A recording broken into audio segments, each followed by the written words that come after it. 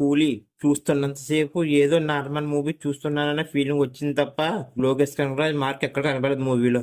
అసలు ఈ కూలీ మూవీని నిజంగా లోకేష్ కనగరాజే తీసాడా లేదని డౌట్ వస్తుంది.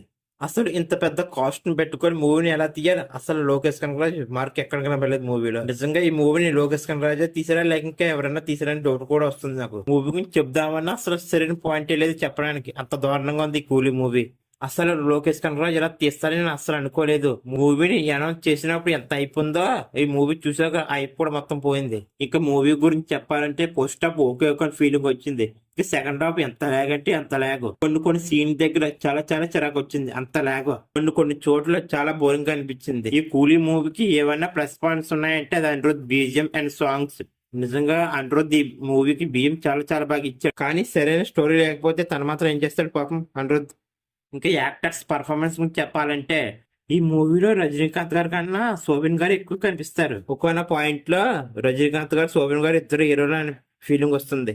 ఇంకా నాగార్జున గారి క్యారెక్టర్ ఏదో స్ట్రాంగ్ గా ఉంటుంది నేను అనుకున్నాను, కానీ చెప్పుకున్నంత ఎలివేషన్ నాగార్జున గారి క్యారెక్టర్ ఏమి లేవు. ఇంకా సత్యరాజ్ గారి క్యారెక్టర్ కూడా కొంచెం సేపు ఉంటుంది. ఇంకా ఉపేంద్ర గారి ఎంట్రీకి మాత్రం చాలా బాగా ఎలివేషన్స్ పడ్డాయి. ఇంకా అమీర్ ఖాన్ గారి క్యారెక్టర్ కూడా పెద్దగా స్కోప్ ఏమీ లేదు. ఇంకా Pooja Hegde, Shruti Haasan characters okay feeling వచ్చింది. మోనికా సాంగ్ మాత్రం చాలా బాగా ఎంజాయ్ చేశారు. ఇంకా మూవీ స్టోరీ ఏంటో అందరికీ తెలిసే ఉంటుంది. స్నేహితుడు సత్యరాజుని ఎవరు చంపారో హీరో రజనీకాంత్ తెలుసుకునే క్రమంలో జరిగే సంఘటనలే ఈ మూవీ స్టోరీ. నాకు తెలిసి ఈ కూలీ మూవీ కష్టమే, ఎందుకంటే ఓ పక్కకు వార్ 2కి మిక్స్ టాక్ వచ్చినా పర్వాలేదని టాక్ అనిపిస్తుంది. చూడాలి ఈ కూలీ మూవీ బాక్స్ ఆఫీస్ వద్ద ఎలా నెట్టుకొస్తుందో అని.